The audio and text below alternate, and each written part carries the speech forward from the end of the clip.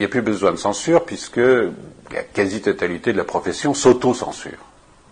Alors, les échelons élevés s'auto-censurent par intérêt, je pèse mes mots, pour des raisons lucratives.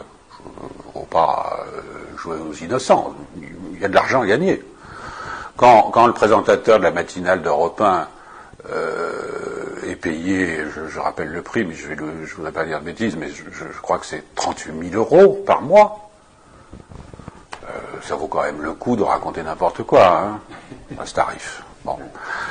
Et en dessous, on s'auto-censure, c'est le contraire, par peur d'être viré, tout simplement, parce que les journalistes ne sont pas tous forcément intéressés par l'argent, il y en a tout simplement qui gagnent à peine leur vie, et qui n'ont pas l'intention de se retrouver au chômage, donc le système est bloqué de ce fait, et il n'y a pas besoin d'envoyer de la censure, c'est une auto-censure. Bon.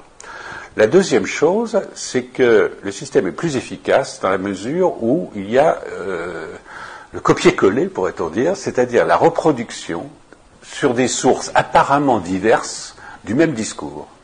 Quand l'opinion est confrontée au fait que l'article du Figaro est finalement le même que celui de Libération, qui est finalement le même que celui de l'Obs, alors qu'il s'agit là quand même apparemment, et qui est le même que celui du Monde, alors qu'il s'agit de sources bien différentes, avec, dit-on, un pluralisme, une diversité, mais tous disent la même chose.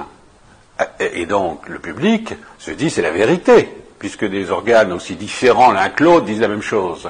Sauf qu'ils n'ont rien de différent, ils appartiennent tous à des milliardaires, qui eux sont copains entre eux et n'ont pas besoin de se consulter pour dire la même chose, c'est dans leur cerveau.